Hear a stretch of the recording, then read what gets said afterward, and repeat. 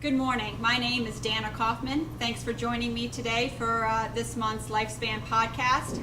I again want to thank our sponsor, M&T Bank, for allowing us to continue to do these podcasts for you.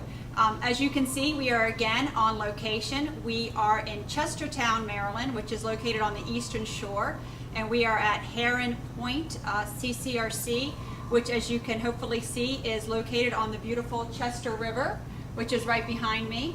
Heron Point is managed by Axe Retirement, which has 23 campuses on the East Coast.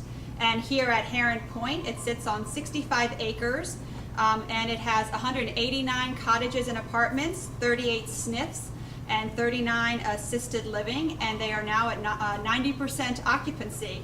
And our very own Garrett Falcone, who was one of the former chairs at LifeSpan, is their executive director. So we again thank Heron Point for allowing us to come down here today to this beautiful location.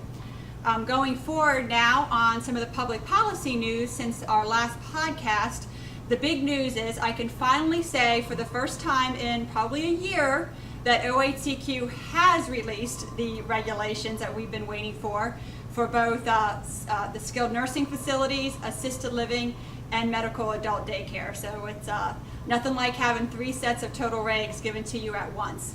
Those regs have been distributed to our members. The regs are under a 60-day comment period, which means that OHCQ is asking for comments back by August 5th. LifeSpan is meeting with our nursing home committee, our nursing home members, as well as our assisted living task force on July 10th to formulate our official comments and to review the regs. So please take a moment. If you didn't get a copy of those regs, send me an email and I will send them to you. I have sent the nursing home overview out already, and hopefully by the end of this week, you will also be receiving the assisted living overview of the regs, highlighting all of the changes.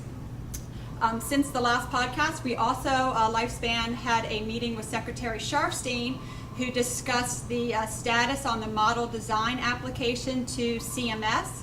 The model design is the state's revisions to our all-payer rate setting system. Typically, long-term care has never been really involved in the rate setting process for hospitals, but under this new application, it is a shift in, I guess you could almost say, philosophy on how to deliver health care better in Maryland, and there is a strong component in that plan for post-acute care providers. There is an overview of that plan on our website, so please take a look to see how your organization can be prepared for this shift if it does come about. Regardless of that, though, there is a lot of initiatives underfoot right now for partnering with hospitals and other long-term care providers or other community providers, including the Maryland Hospital Association's Transitions in Care program or Handle with Care program. If you would like to learn more about how you can start working with some of these coalitions and building your relationships, please again send me an email and I will send you that information. Just as a reminder for the medical adult daycare community, your Medicaid re-enrollment applications were due to Medicaid last month, at the end of last month. If you have not done so, please urgently get those applications in. That is a federal requirement. If you need any additional information, please contact me. Going forward with the Maryland Board of Nursing, again, major changes underfoot for the Certified Medication Technician course. The board is holding open meetings on these changes. The next meetings are scheduled for July 25th and August 14th from 10 to 1 at the board. These are open meetings, and we strongly encourage all assisted living providers to attend these meetings and learn more and voice your opinion on changes to the CMT course. We also urge you to attend training courses that the Maryland Board of Nursing is holding.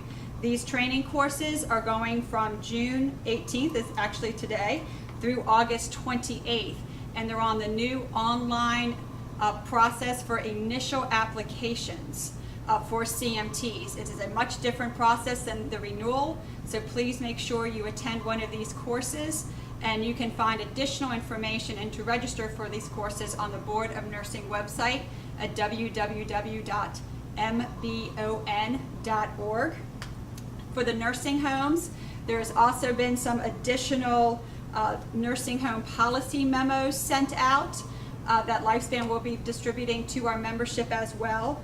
There is 1337, which is the rollout of quality assurance and performance improvement materials for nursing homes, a new federal initiative, as well as the advanced copy for changes for subtask 5E, which is the medication pass observation protocol for long-term care facilities. Last month there was also one that is providing guidance to hospitals on discharges into community providers. Why this is focused to hospitals, we think it's also very important for long-term care to understand the implications and really how this works in the changing healthcare delivery system. So this pretty much wraps up this podcast. I again want to thank Heron Point for hosting us at this beautiful location and M&T for being our sponsor. Have a great week.